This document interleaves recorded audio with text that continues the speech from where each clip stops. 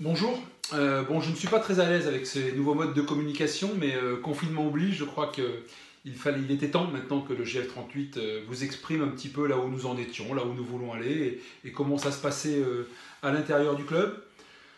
D'abord, le Premier ministre, comme vous l'avez constaté, a sifflé la fin de la récréation. Il n'y aura pas de reprise pour la Ligue 2 cette année, pour cette saison 2019-2020.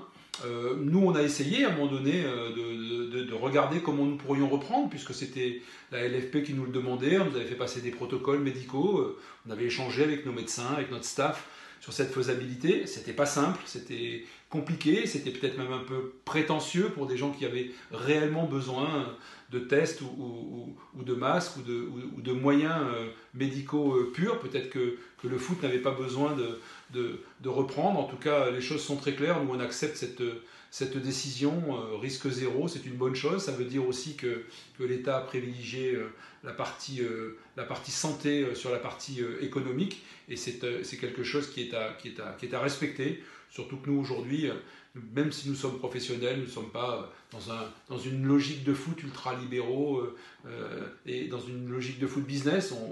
Nous sommes des épiciers du foot. Je dis ça avec humour, parce que je sais qu'il y a 50 ans, l'entreprise de mon président a commencé par une épicerie. Aujourd'hui, c'est le premier groupe européen de magasins Carrefour. Donc j'espère qu'on aura la même trajectoire. Mais voilà, tout ça pour vous dire qu'on acceptait tout à fait cette décision et qu'on allait gérer au mieux. Et je vais essayer de vous expliquer pourquoi on va se sortir de cette crise, j'espère, renforcée.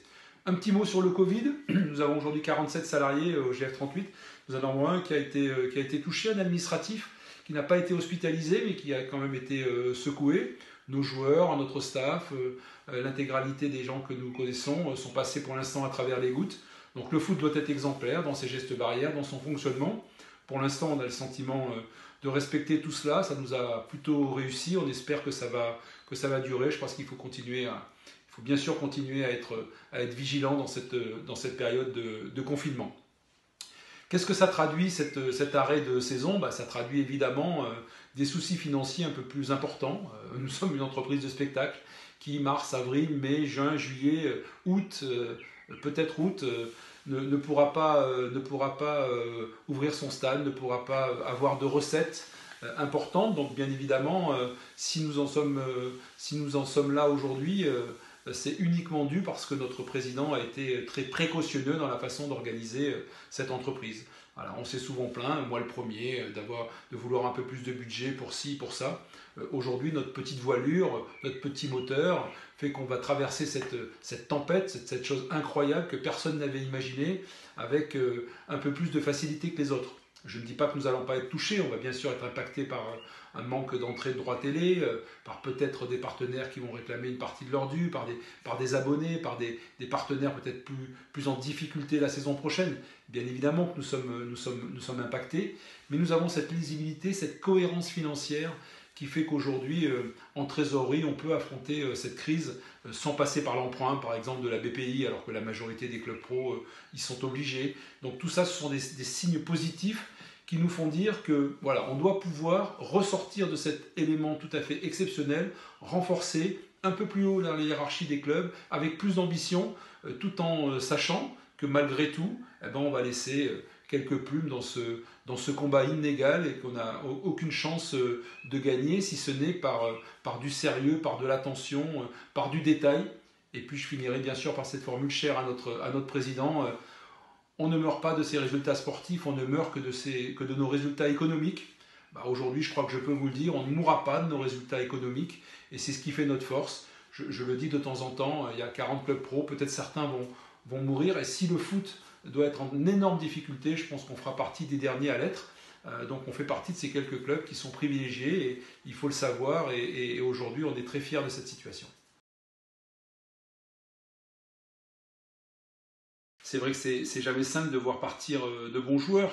On l'a vu l'année dernière avec Maxime, qui a été longtemps notre capitaine, Maxime Spano.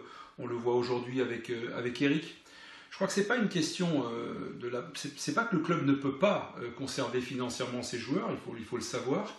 c'est simplement des choix. Je crois qu'aujourd'hui, avec le président, nous avons mis en place des règles salariales. J'aime pas trop le terme de salary cap, mais voilà, une cohérence salariale qui fait que, bien sûr qu'on fait du foot professionnel et bien sûr qu'on fait du business, mais ce foot business ultra libéral, c'est pas notre recherche absolue. Aujourd'hui, on essaye de mettre en place des règles de financement qui font qu'à un moment donné, un cadre chez nous doit avoir le cadre dans une grosse entreprise ailleurs. Je crois qu'il y a deux façons de voir le foot. Il y a le foot de l'élite, le foot de la Ligue 1, le foot des excès, et puis il y a le foot de la Ligue 2, le foot raisonnable, le foot raisonné, le foot qui n'est pas hors sol, le foot qui est conscient des difficultés du quotidien.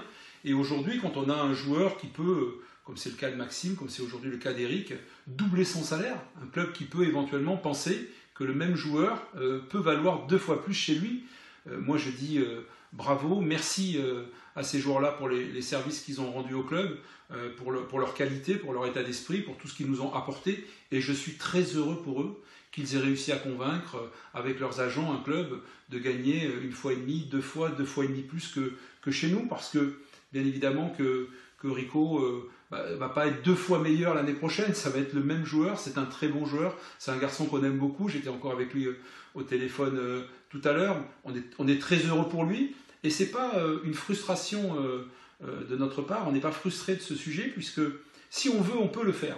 C'est un vrai choix, et aujourd'hui, notre souci avec le staff, avec le président, c'est de faire la preuve que quand on a des départs, on peut les remplacer. Alors, bien évidemment, on peut prendre des exemples réussis. C'est vrai que quand Sotoka est parti, on se demandait comment on allait faire, et puis on est très heureux aujourd'hui d'avoir Moussa Djité, et puis quand Ryan Zanussi est parti, on était inquiet, puis on est très heureux d'avoir Charles Piquel.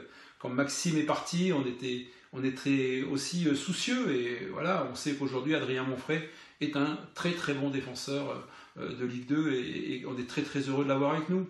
On sait aujourd'hui qu'on a remplacé Eric dès janvier par Bart Stralman, qu'on voulait déjà l'année dernière, qui est un garçon qui est grand, qui a déjà fait plus de 50 matchs en première division, qui va nous apporter une expérience un peu de l'étranger.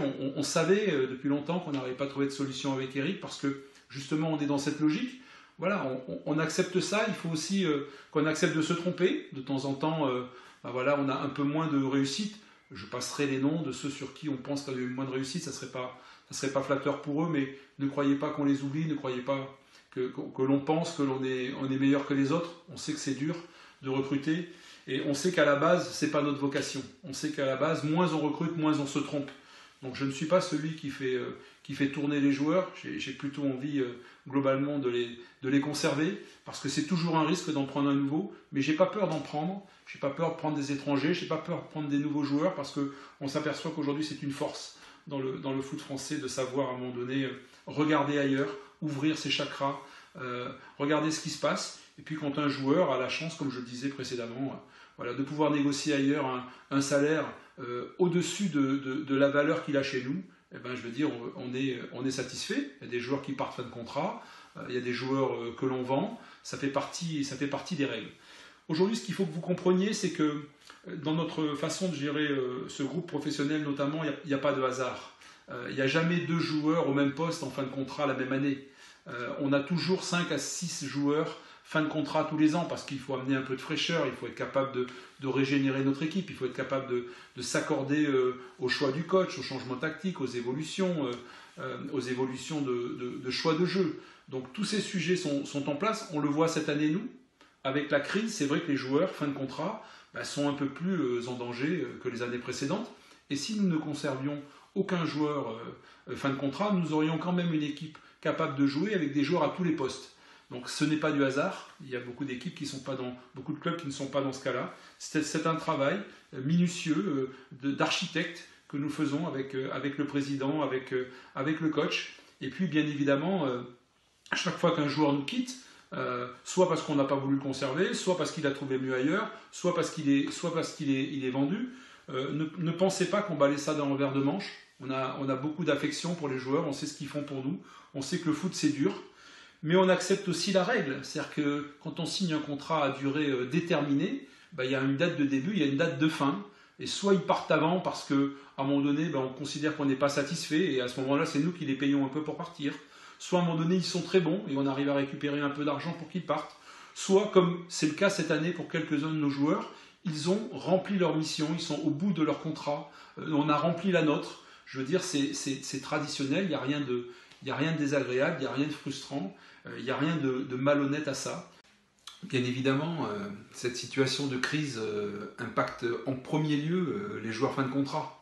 J'étais encore au téléphone avec Pape il n'y a pas longtemps pour regarder comment il pouvait rebondir, comment on pouvait l'aider. J'ai bien sûr régulièrement l'agent de Pierre Gibaud en ligne, Ibou Koulibaly, qui était pour nous du début de l'aventure un véritable homme de confiance, un homme de vestiaire. C'est toujours des situations qui sont compliquées. Cette crise bouscule tout, elle nous met dans une fragilité financière. Oui, bon, Eric et Arsène ont décidé de rejoindre Valenciennes, tant mieux pour eux. Jo Tinan a décidé d'arrêter sa carrière. Jo, c'est un peu différent, c'est un garçon qui avait déjà lancé beaucoup d'entreprises, qui est un garçon brillant, sémillant et qui évidemment aura des choses à faire avec nous. Et tôt ou tard, c'est un garçon que j'espère qu'on retrouvera dans l'entourage proche du club. Après, cette situation nous oblige à avoir un peu de marge financière, un peu de mou. Et c'est vrai qu'aujourd'hui, la situation contractuelle des fins de contrat est un peu plus difficile. Elle rend leur situation plus complexe au Grenoble Foot 38.